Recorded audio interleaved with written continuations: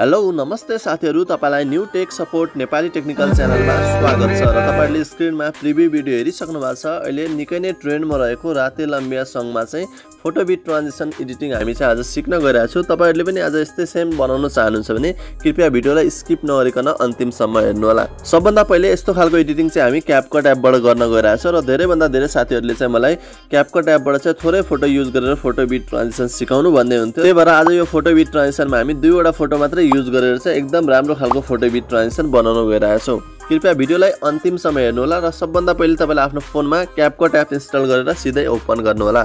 Open गरेपछि तपाईले यस्तो खालको इन्टरफेस देख्न सक्नुहुनेछ। यसमा तपाईहरुले न्यू प्रोजेक्टमा क्लिक गर्नु होला। न्यू प्रोजेक्टमा क्लिक गरिसकेपछि अहिले तपाई भिडियोजमा हुनुहुन्छ, हामीले दुईटा फोटो सिलेक्ट गर्नुपर्ने हुन्छ। त्यसको लागि तपाई सुरुमा फोटोजमा जानु होला। फोटोजमा गइसकेपछि तपाई यहाँ माथि एल्बम रहेको छ, एल्बममा क्लिक गरेर तपाईको कुन फोल्डरमा चाहिँ यहाँ फोटो रहेको छ तपाईहरुले दुईटा आफ्नो साथीको वा मोडेलको फोटो सिलेक्ट गर्नु होला। जस्तै मसँग यहाँ दुईटा फोटो रहेको छ, म तपाईहरुलाई दुईटा फोटो कुनै मोडेलको फोटो सिलेक्ट गरेर तपाईहरुलाई म देखाउन गइरहेको छु। दुईटा फोटो सिलेक्ट गरिसकेपछि यसलाई एडमा क्लिक गर्नु होला। एडमा क्लिक गरिसकेपछि अब तपाई यहाँ तल स्क्रोल गर्नुभयो भने यहाँ तपाईहरुले फर्म्याट भन्ने अप्सन पाउनुहुनेछ। फर्म्याट भन्ने अप्सनमा क्लिक गर्नु होला। फर्म्याट भन्ने अप्सनमा क्लिक गरिसकेपछि 9:16 सिलेक्ट गर्नु होला।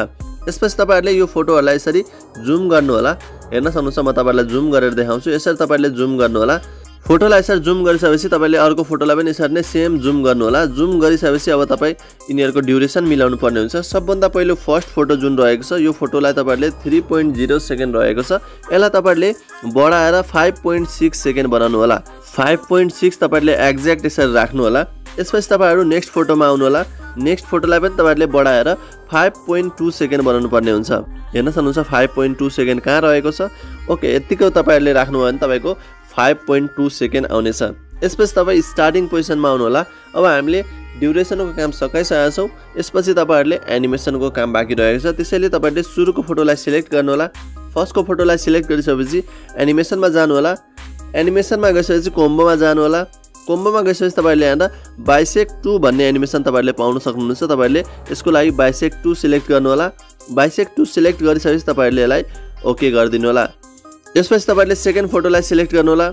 एनिमेसनमा जानु होला। कोम्बोमा जानु होला र कोम्बोमा गइसकेपछि तपाई लास्टतिर आउनु भयो भने तपाईहरुले यहाँ उबल भन्ने एनिमेसन पाउन सक्नुहुन्छ। तपाईहरुले यसको लागि चाहिँ उबल सिलेक्ट गर्नु होला। निकै नै सजिलो रहेको छ, तर तपाईहरुले हरेक स्टेप मजाले बुझ्नु भयो भने चाहिँ एकैचोटीमा बनाउन सक्नुहुनेछ। निकै सजिलो रहेको छ, तपाईहरुले कम्प्लिट भिडियो हेर्नु भयो भने एकदम सजिलो तरिकाले बनाउन सक्नुहुनेछ। यसपछि तपाई स्टार्टिङ पोजिसनमा आउनु होला। स्टार्टिङ पोजिसनमा आइसकेपछि अब हामीले चाहिँ यहाँ इफेक्टहरु हाल्न गइरहेको छौं, जुन चाहिँ हाम्रो बिट अनुसार हुनेछ, साउन्डको बिट अनुसार। त्यही भएर तपाईहरुले स्टार्टिङ पोजिसनमा सुरुमा आउनु होला। यहाँ तपाईले जुन यो फर्स्ट फोटो रहेको छ यो फोटोलाई चाहिँ छोडेर तपाई यहाँ सेकेन्ड फोटोको स्टार्टिङमा आउनु होला। सेकेन्ड फोटोको स्टार्टिङ यहाँनिर आउनु होला।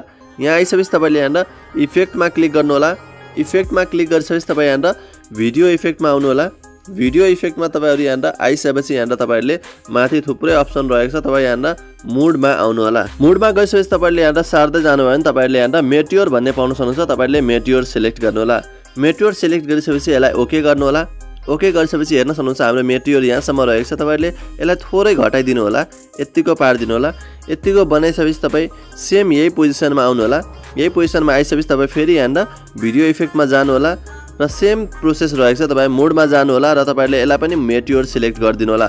मेट्योर यहाँनिर रहेको छ, तपाईले मेट्योर सिलेक्ट गरिदिनु र यसलाई पनि तपाईले ओके गरिदिनु होला। यति भइसकेपछि अब हामीले चाहिँ साउन्ड बिट हाल्न गइरहेको छौं। साउन्ड बिट हालिसकेपछि हाम्रो चाहिँ यो इफेक्ट पनि साउन्ड बिट अनुसार छ कि छैन त्यो अनुसार हामी अहिले एडजस्ट गर्न सक्छौं। यसपछि यसलाई चाहिँ लास्टसम्म पुर्याइदिनु होला। लास्टसम्म भइसकेपछि अब तपाई स्टार्टिङ पोजिसनमा आउनु होला। स्टार्टिङ पोजिसनमा आइसकेपछि अब हामीले यसको ब्याकग्राउन्ड म्युजिक एड गर्न गइरहेको छौं। ब्याकग्राउन्ड म्युजिक एड गर्नलाई तपाई यहाँ एड अडियो भन्ने अप्सन देख्न सक्नुहुन्छ। तपाईहरुले एड अडियोमा सिलेक्ट गर्नु होला।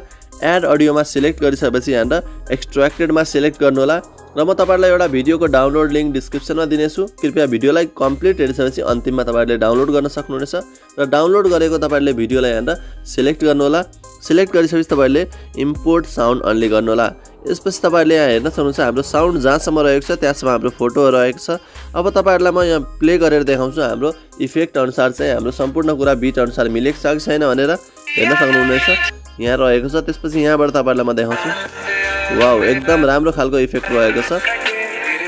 हेर्नु होला सबै कुरा चाहिँ हाम्रो इफेक्टहरु सबै कुरा ड्युरेसनहरु एनिमेसनहरु चाहिँ हाम्रो साउन्ड बिट अनुसार मिलिसकेछ तपाईहरुलाई कस्तो लाग्यो यो भिडियो मन पर्यो भने भिडियोलाई अवश्य पनि एक लाइक गर्नु होला र कमेन्ट बक्समा मलाई जानकारी गराउनु होला र साथीहरुमा चाहिँ सक्दो यो भिडियोलाई शेयर गरिदिनु होला ताकि तपाईहरुको साथीहरुले पनि यस्तो खालको एडिटिङ सजिलैसँग सिक्न सक्नुहुनेछ र फाइनली यो भिडियो आफ्नो फोनमा सेभ गर्नलाई तपाईहरुले यहाँ माथि एरोमा क्लिक गर्न सक्नुहुनेछ माथि एरोमा क्लिक गर्नेबित्तिकै तपाईको यो फोनमा एकदम छिटो सेभ हुनेछ र आउने दिनमा यस्तै ट्रेन्डिङ भिडियो हेर्न चाहनुहुन्छ भने च्यानललाई सब्स्क्राइब गरेर छेउमा रहेको बेल आइकन दबाएर नोटिफिकेसनलाई अलमा राखिदिनु होला नेक्स्ट ट्रेन्डिङ भिडियोको साथ अवश्य पनि उपस्थित हुनेछु अहिलेलाई बाइ बाइ